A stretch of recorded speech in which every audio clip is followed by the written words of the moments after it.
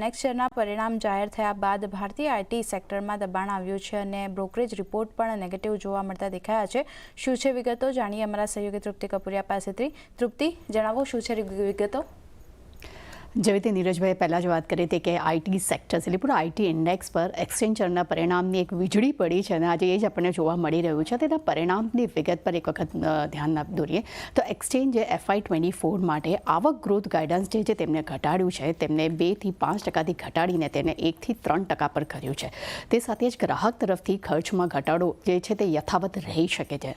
એ સિવાય નાના પ્રોજેક્ટમાં પણ ગ્રાહક ખર્ચ જે છે તે ઘટતો આપણને જોવા મળી રહ્યો છે અને Q2માં એક્સચેન્જરની નવી બુકિંગ જે છે તેમાં પણ 2% ઘટાડો આવ્યો છે અને તે $21.58 બિલિયન પર પહોંચી ગયું છે. ત્યાં જ કોમ્યુનિકેશન, મીડિયા અને ટેકની આવક જે છે તે પણ YOY ધોરણે 8% ઘટી છે. એ સાથે જ મેક્રોમાં નરમાશને કારણે કરીને FY24માં બજેટમાં પણ દબાણની આશંકા આપણને જોવા મળી રહી છે. સાથે જ કન્સલ્ટન્સી સેગમેન્ટ છે તે પણ ફ્લેટ રહેવાની અપેક્ષા આવી રહી છે અને પૂરા વર્ષ મેનેજ સર્વિસીસમાં મિડ સિંગલ ડિજિટ ગ્રોથની પણ સામે ધારણા જોવા મળી રહી છે. એ સિવાય ગ્રાહકો તરફથી જે નવા ઓર્ડર્સ છે તેમાં પણ વિલંબ થઈ શકે છે તેવી ધારણા હાલમાં બનતી જોવા મળી રહી છે અને ખાસ કરીને Q2માં જનરલ AI માટેનું નવું બુકિંગ જે છે તે $600 મિલિયન પર રહ્યું છે અને છેલ્લા 2 ક્વાર્ટરમાં જનરલ AIનું બુકિંગ $1 બિલિયન જ રહ્યું હતું. અને એ સાથે જ હવે પરિણામ ઉપર નજર કરીએ કે Q2 FY24ના એક્સચેન્જરના પરિણામ શું આવ્યા છે તો તેમની આવક જે છે તેમાં ઘટાડો આવ્યો છે. તે $15.81 બિલિયન થી ઘટીને $15.80 બિલિયન YOY ધોરણે આપણને આંકડો આવતો જોવા મળ્યો છે. પરંતુ તેના અનુમાન જે હતા આવકના તે $16 બિલિયન હતા. એને અનુમાનથી આપણને ઓછા તે આપણને આવક આપણને આવતી જોવા મળી રહી છે. તે સાથે તેનું કન્સલ્ટિંગ આવક છે તેમાં પણ 3%નો ઘટાડો આવ્યો છે અને તે $8.2 બિલિયન પર આપણને જોવા મળ્યું છે. તે સાથે બ્રોકરેજ રિપોર્ટ્સ આપણે સમક્ષ આવતા જોવા મળ્યા છે તો તેના પર નજર કરી લે તો કે નોમુરા તરફથી આઈટીએ જે બ્રોકરેજ રિપોર્ટ જાહેર કર્યા છે તેમાં ખાસ કરીને લાર્જ કેપ માટે ટેક મહિન્દ્રા માટે તેમને બાય રેટિંગ આપ્યા છે. મિડલ કેપ એટલે કે મિડ કેપ કંપનીઓ છે જેમાં કોફોર્સ, બિરલા સોફ્ટવેર તેના માટે પણ તેમને ખરીદારીની સલાહ આપી છે.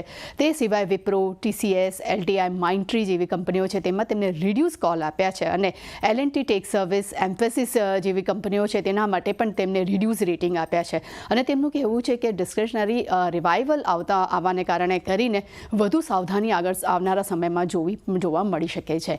તે સિવાય માફ કરજો આઈટી પર આપણે CLSOનું મત જાણીશું. તેમને વિપ્રો, HCL ટેક, TCS અને LTI માઇન્ડટ્રી માટે તેમને સેલ રેટિંગ જે છે તે તેમને યથાવત રાખ્યા છે.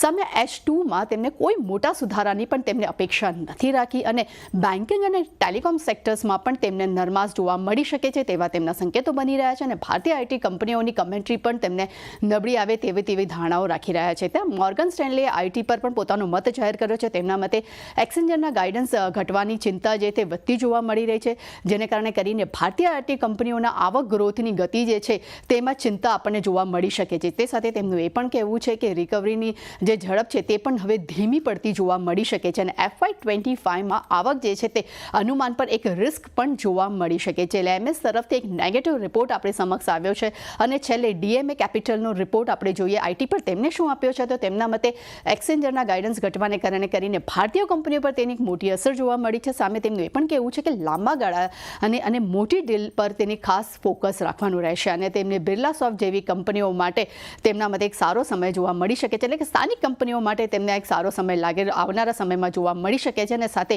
આઈટી ઇન્ડસ્ટ્રીઝમાં ગ્રોથ જે છે તે થોડો ધીમો જોવા મળી શકે છે. ઓવરઓલ આ બધા જે રિપોર્ટ આવ્યા છે અને જે પરિણામ ખરાબ આવ્યા છે તેનું ઇમ્પેક્ટ આજે આપણે પૂરા આઈટી ઇન્ડેક્સ પર જોઈ રહ્યા છીએ. તો એક